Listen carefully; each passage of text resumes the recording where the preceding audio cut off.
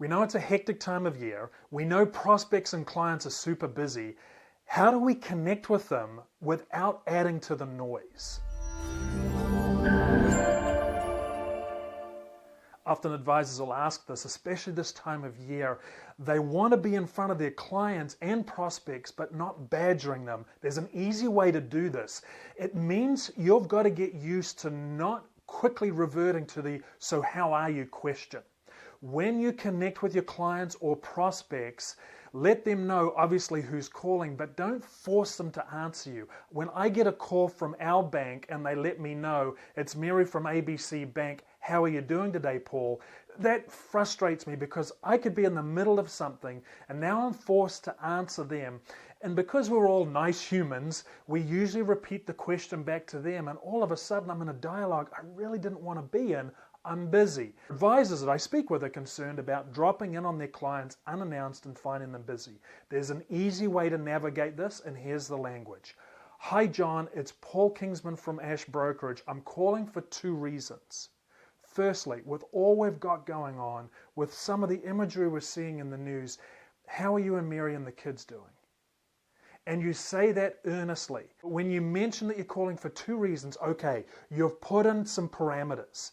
Whether you're just dropping in on me unannounced, it doesn't matter, because you've said there's 2 reasons. And immediately you've said firstly. So we're making progress here. So you're carrying me along and you haven't used that throwaway line, "how are you?" and forced me to talk back. So it's very simply, hey, with all we've had going on, with the imagery we're seeing in the media, especially some of the global tragedies that are going on, how are you and Mary and the kids doing? It's an earnest question. It's showing empathy. And then the second question is simply this. Coming into crazy season, everybody's getting busy with Thanksgiving and Christmas. I wanted to take this opportunity to wish you and Mary and the kids a fun Thanksgiving season, a Merry Christmas time, and I'll make a point of connecting back with you early on in the new year. And that's it.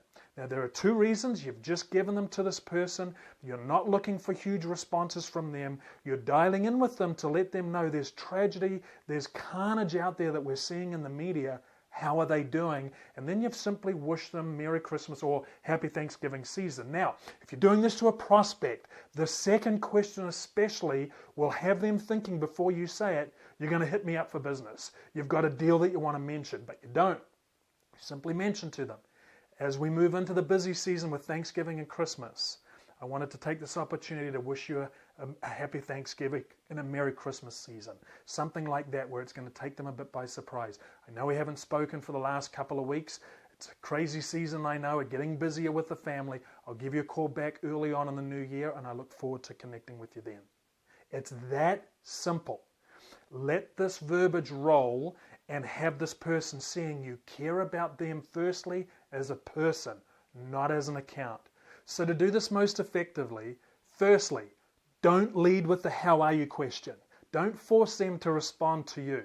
Secondly, dial in the language. Be ready to introduce yourself and then move into that with all we've had going on, with some of the carnage we're seeing in the headlines. How are you and Mary and the kids doing?